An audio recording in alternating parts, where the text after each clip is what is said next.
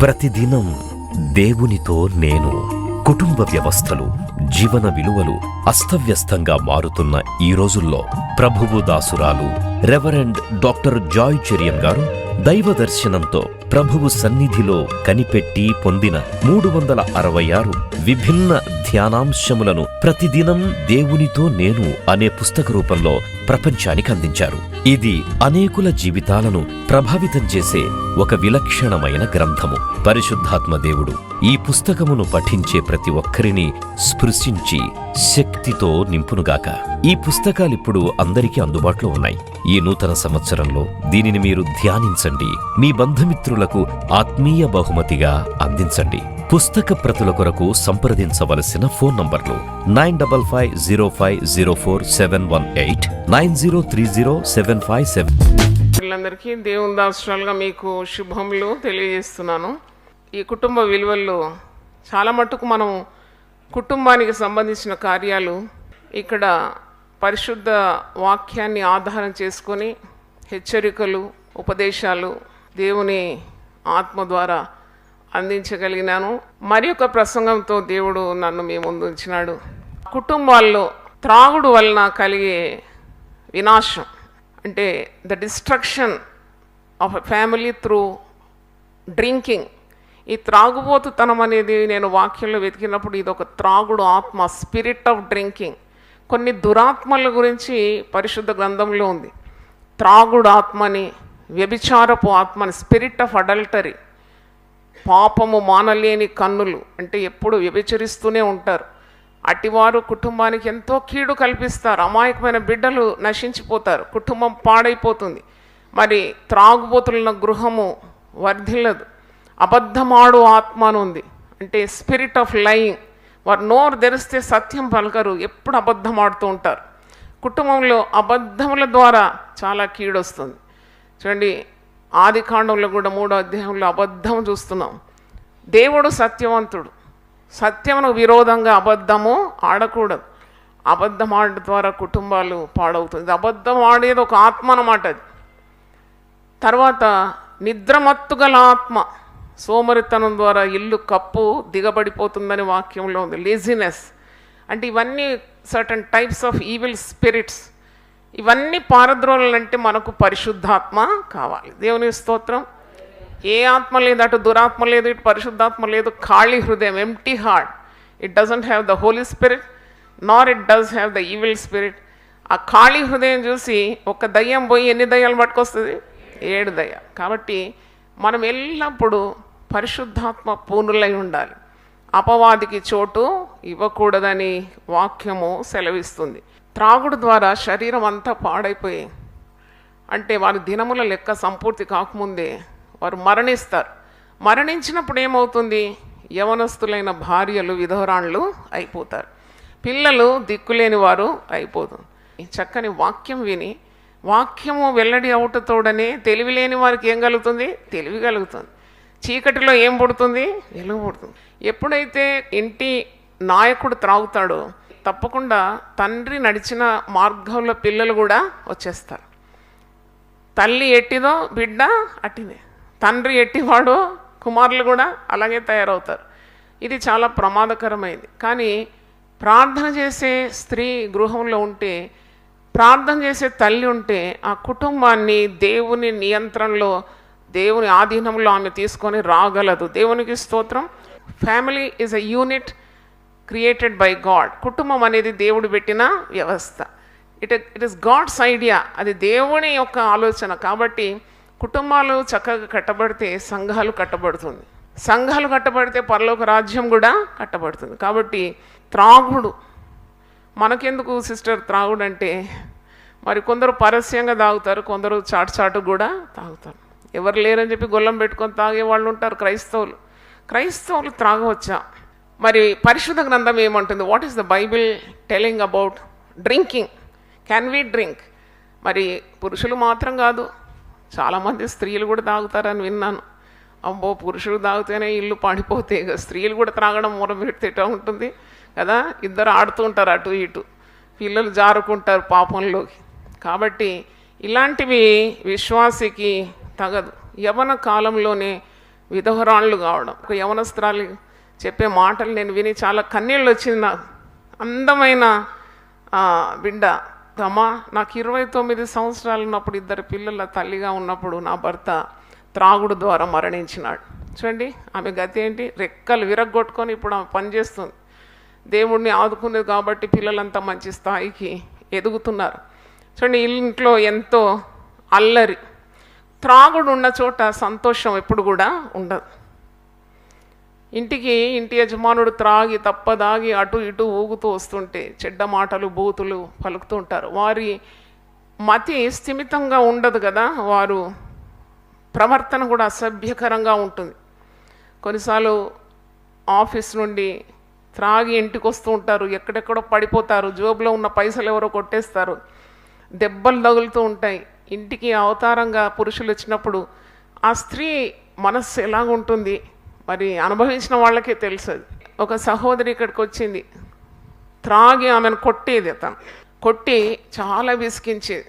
అయినా స్త్రీ ఏం చేయాలనో తెలియదు, ఆత్మహత్య చేసుకుందామని అనుకుంది. కానీ ఎవరో ఆమెను యునైటెడ్ పీపుల్స్ ఫెలోషిప్ నడిపిస్తే ఇక్కడ ఆమె వచ్చి ప్రార్థనలు, ఉపవాస ప్రార్థన ద్వారా భర్త పూర్తిగా మారిపోయినాడండి. దేవునికి స్తోత్రం. త్రాగుబోతులకు సాంగత్యం ద్వారానే ఇది, చెడు సాంగత్యం ద్వారా వారి చెడు అలవాట్లకు బానిసలైపోతారు. Keeping bad company. చూడండి, దుష్ట సాంగత్యము మంచి నడవడికను చెరిపేస్తాం. కనుక చెడు సాంగత్యం చేసి త్రాగుడుకు బానిసలవుతారు. ఇంగ్లీష్లో ఒక మాట ఉంది, first the man takes the drink, then the drink takes the drink, and finally the drink takes the man. చూడండి, మొదట మనుషుడు త్రాగుతాడు, త్రాగి త్రాగుడుకు బానిసైపోతాడు. తిరిగి చివరిలో ఆ త్రాగుడు అతని ప్రాణాన్ని తీసేస్తాడు. కాబట్టి టీవీలో వినేవారు మారుమనసు పొందాలని నేను ఎంతో ప్రార్థిస్తున్నాను. త్రాగుడు మానుకోవాలి. తర్వాత ఇంట్లో భార్య కష్టపడి సంపాదించే డబ్బు కూడా ఈ త్రాగుడుకు బానిసైన భర్త తీసుకొని వెళ్ళి బంగారం ఇంట్లో ఉంటే అది అమ్ముకొని కూడా త్రాగుతారు. భార్య మెడకున్న పుస్తెను కూడా తాకట్టు పెట్టి త్రాగేవారు ఉన్నారు. చూడండి ఎంత దుఃఖము, ఎంత బాధ కలుగుతుంది ఆ కుటుంబంలో. ఇంటి ఆవిడ సంతోషం లేకుంటే నాకు అనిపిస్తుంది పరిశుద్ధాత్ముడు అక్కడ ఉండడండి. You keep the women happy. మరొకసారి మీకు చెప్తున్నాను, కీప్ యువర్ విమెన్ హ్యాపీ. ఎందుకంటే దేవుడు తన 2వ తలంపులోనే స్త్రీని సృష్టించినాడు. చాలా బాధలు కల్పిస్తూ ఉంటారు స్త్రీలకు. దేవుడు మరొకసారి తలంపుతో, నెక్స్ట్ థాట్తో, అది నరుడు ఒంటరిగా ఉండటం మంచిది కాదు, సాటి అయిన సహాయకురాలు చేసినాడు.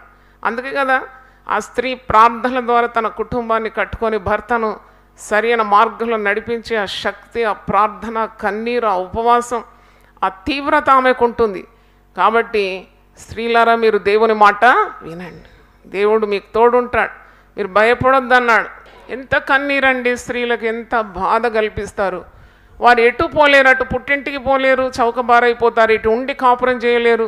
అలాంటి స్త్రీలు చాలామంది ఉన్నారు. మరి కొంతమంది తల్లులు ఇక్కడ ఉన్నారు, ఎంత కన్నీళ్లు గార్చినారు. వారు పరిశ్రమించి వారు కుటుంబ పోషణ కొరకు రెక్కలు విరగొట్టుకొని కష్టపడి మరి శ్రమించి త్రాగుబోతు భర్తలతో కాపురం ఉండి పిల్లలను గొప్ప భక్తులుగా తయారు చేసిన వీర వనితలు ఉన్నారు. ఆత్మహత్యలు జరగడం, ఇంటి ఆవిడ కిరోసిన్ పోసుకొని తగలబెట్టుకోవడం, లేక ఉరి వేసుకోవడం, ఇవన్నీ మనం వార్తల్లో వింటాం. త్రాగుబోతు భర్తతో కాపురం ఉండి సహనము వీడి ఆమె దేనికన్నా తెగిస్తుంది. ఇంకా అలాంటివేవి కూడా మన కుటుంబాల్లో కాకుండా మరి దేవుని మాట విన్నప్పుడు దేవుడు మన కుటుంబాలను భద్రంగా కాపాడుతాడు. దేవుని స్తోత్రం. త్రాగి వాహనాలు నడిపిస్తారు, అది ఎవరో అమాయకులు దానికి బలి కావడం, అదెంత ఘోరం అండి. ఘోరాలు, నేరాలు ఇవన్నీ జరిగేది దానికి మూల కారణము త్రాగుబోతనం. కార్లు ఆపేసి పోలీసు వాళ్ళు చెక్ చేస్తారు కదా, ఎంత త్రాగినాడు, తాగున్నాడా, మత్తులో కారు నడిపిస్తున్నాడా. ఎయిర్ క్రాఫ్ట్ నడిపించడానికి ఒక పైలట్ తెగించినాడట 300 మంది ప్యాసింజర్స్తో. టెస్ట్ చేసినప్పుడు త్రాగి ఉన్నాడట. ఇక 300 ప్యాసింజర్స్ గతి ఏమవుతుంది, ఆకాశంలో వాడు త్రాగి నడిపిస్తే ఎలాగవుతుంది. కాబట్టి మనము ఈ త్రాగుడు బానిసైన వారి గురించి మనం మన ప్రార్థనలో జ్ఞాపకం చేసుకోవాలి. అదొక కట్ట అన్నమాట, సాతాను పెట్టిన ఒక బంధకం. ఆ బంధకాల నుండి విడిపించడానికి దేవుడు శక్తి గలవాడు. దేవుని స్తోత్రం. మరి త్రాగుతున్నాడు, ఎలాగో ఈ త్రాగు నుండి విడుదల పొందుతాడు?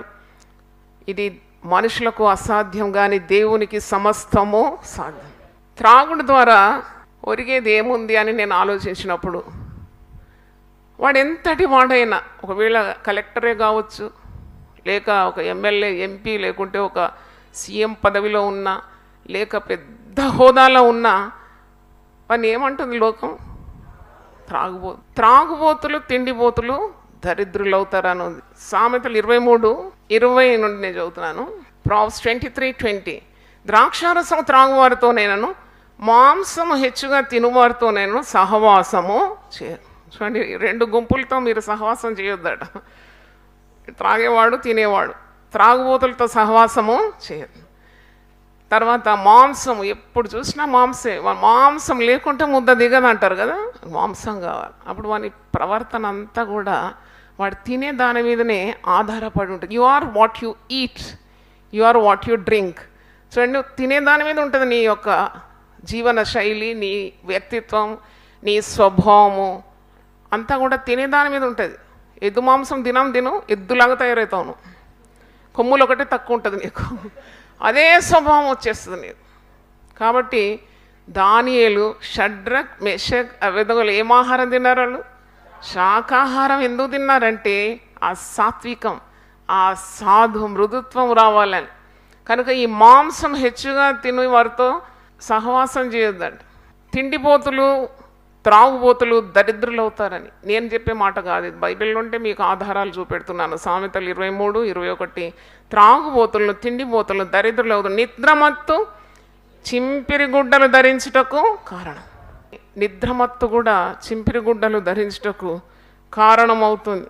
ఇక్కడ ఎవరికి శ్రమ, ఎవరికి దుఃఖము, ఎవరికి జగడములు, ఎవరికి చింత, ఎవరికి హేతు లేని గాయములు, ఎవరికి మందదృష్టి, ద్రాక్షారసముతో ప్రొద్దుపుచ్చు వారికే కదా, కలిపిన ద్రాక్షారసము రుచి చూడ చేరు వారికే కదా, ద్రాక్షారసం మిక్కిలి ఎర్రబడగను, గిన్నెలో తళతళలాడుచుండను, త్రాగుటకు రుచిగా ఉండగా దాని వైపు చూడకుము, పిమ్మట అది సర్పము వలె ఖర్చం, కట్లపాము వలె కాటువేను, విపరీతమైనవి నీ కన్నులకు కనబడు.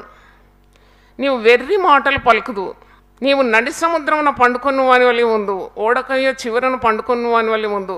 నన్ను కొట్టినా నాకు నొప్పి కలగలేదు, నా మీద దెబ్బలు పడినానో నాకు తెలియలేదు, నేను ఎప్పుడు నిద్ర మేలుకొందును, మరల దాన్ని వెతుకుదును అని నీవు అనుకుందు. చూడండి, త్రాగుబోతు లక్షణాలన్నీ ఇక్కడ రాస్తుంది.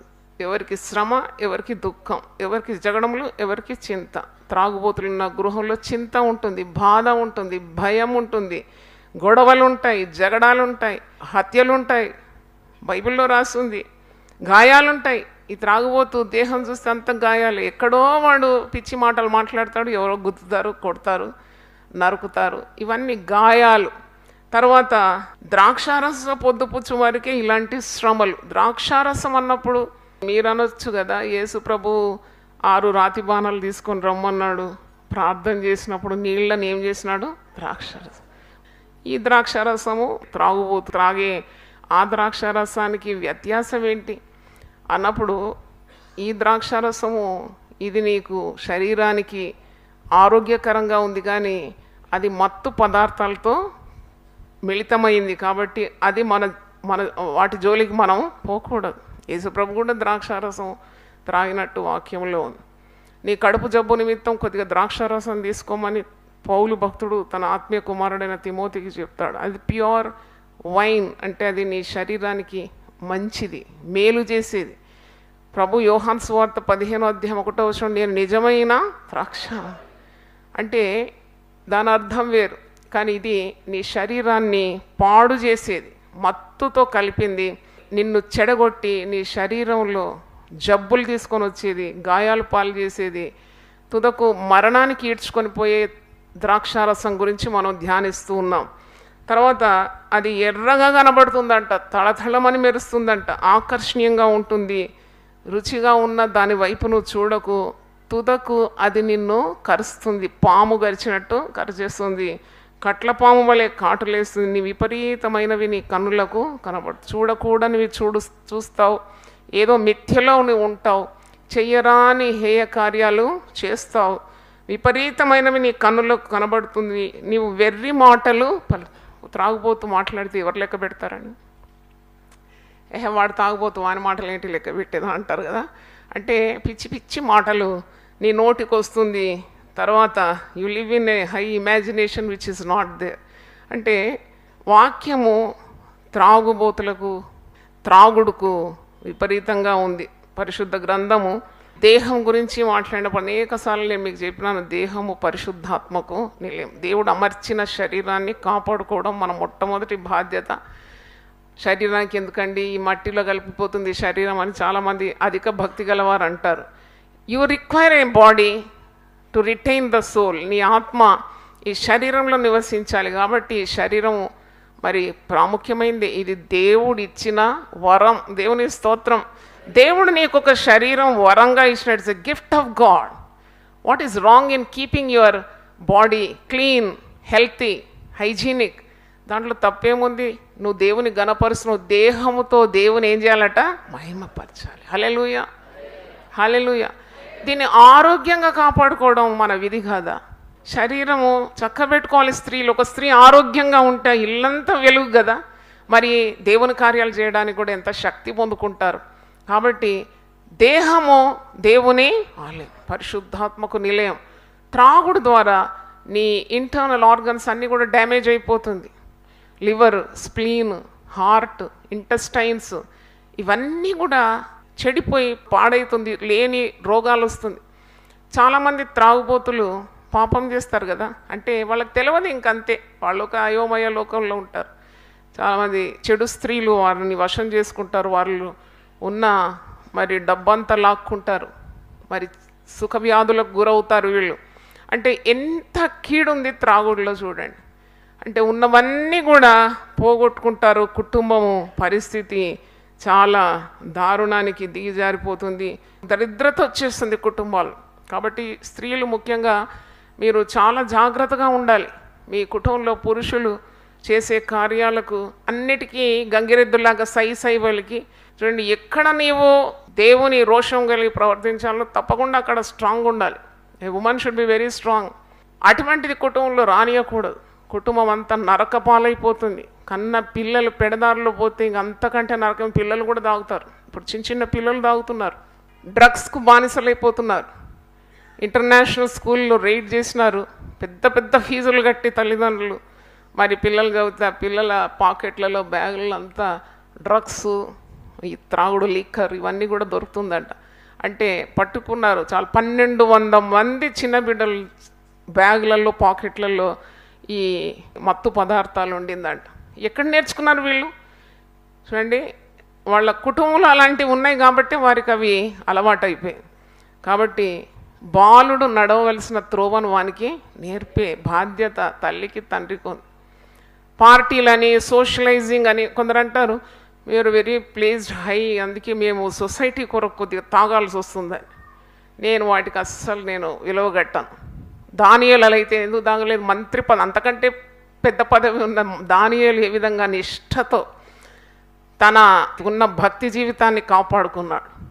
రాజు ఆస్థానంలో ఉన్న, రాజభవనంలో ఉండి రాజకార్యాలు చేసిన తన భక్తి జీవితాన్ని ఎంత భద్రంగా కాపాడుకున్నాడు. దేవుని స్తోత్రం. షడ్రక్, మేషక్, అబేద్నెగోలు ఎంత పవిత్రంగా ఉన్నారు.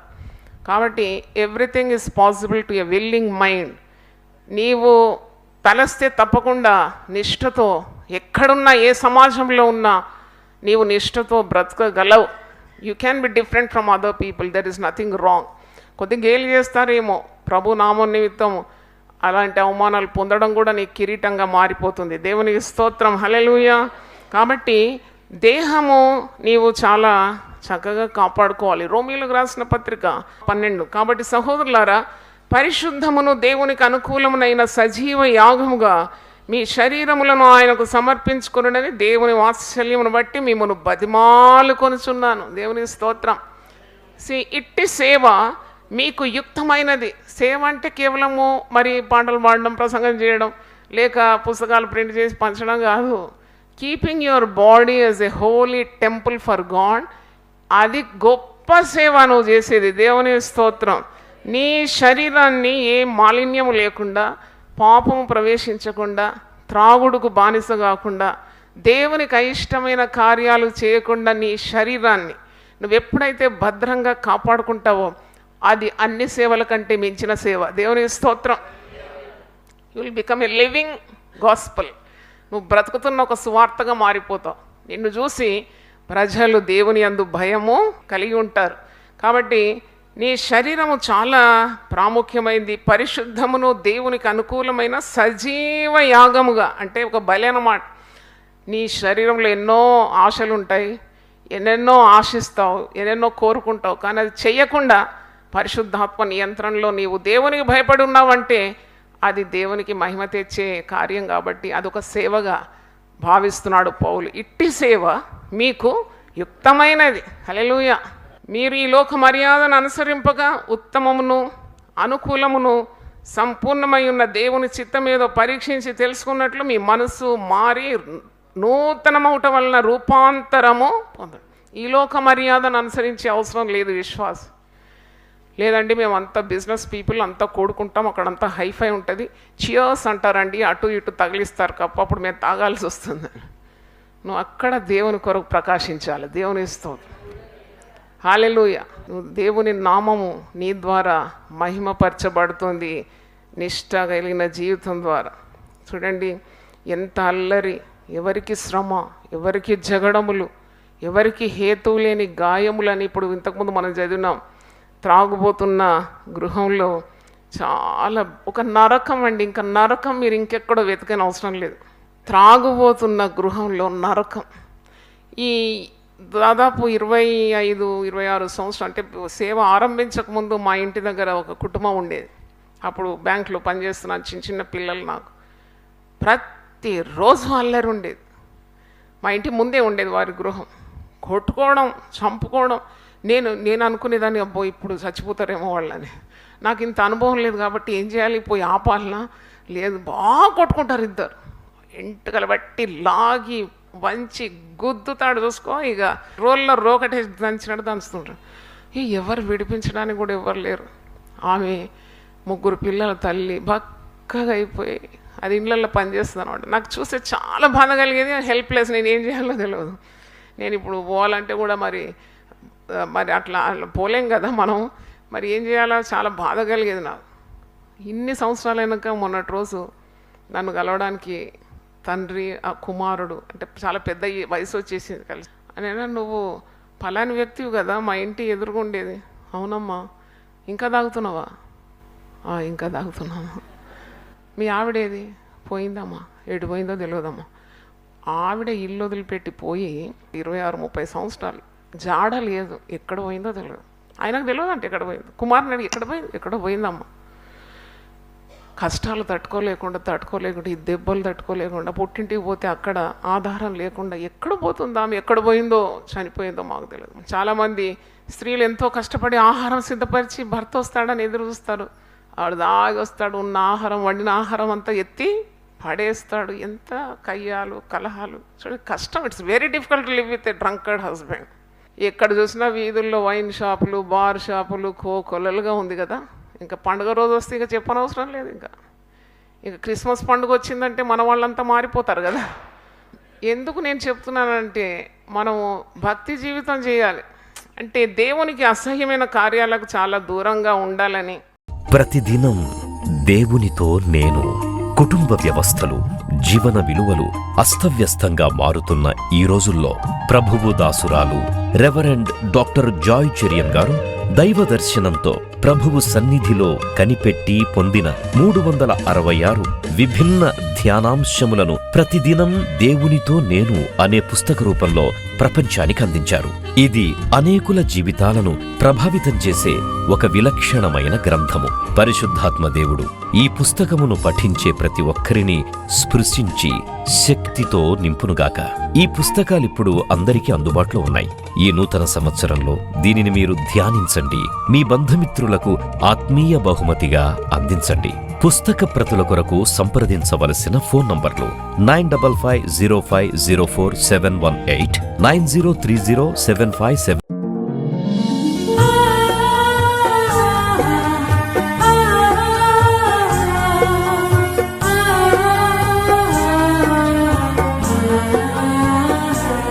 నీ ధనము నీ ఘనము ప్రభు యేసుదే, నీ దశమా భాగము నీయ వెనుదీతువా.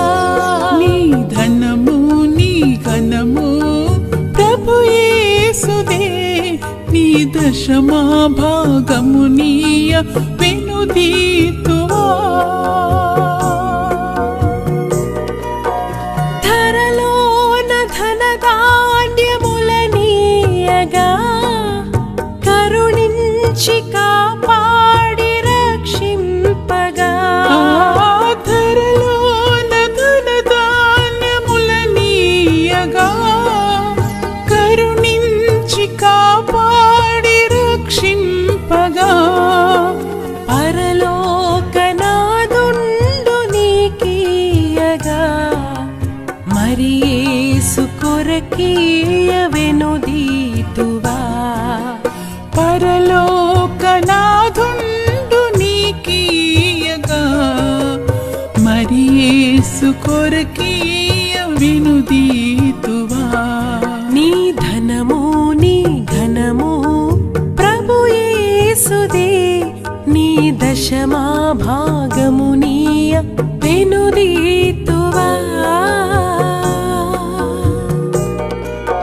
పాడి పంటలు ప్రభువు నీకీయగా కూడు గుట్టలు నీకు దయచేయగా. పాడి పంటలు ప్రభు నీకీయగా కూడు గుట్టలు నీకు దయచేయగా. వీడంగ ప్రభు యేసు నామంబును గడువేల ప్రభుకీయను క్రైస్తవా. వేడంగ ప్రభు యేసు నామంబును గడువేల ప్రభుకీయను క్రైస్తవా. నీ ధనము నీ ఘనము ప్రభు యేసుదే, నీ దశ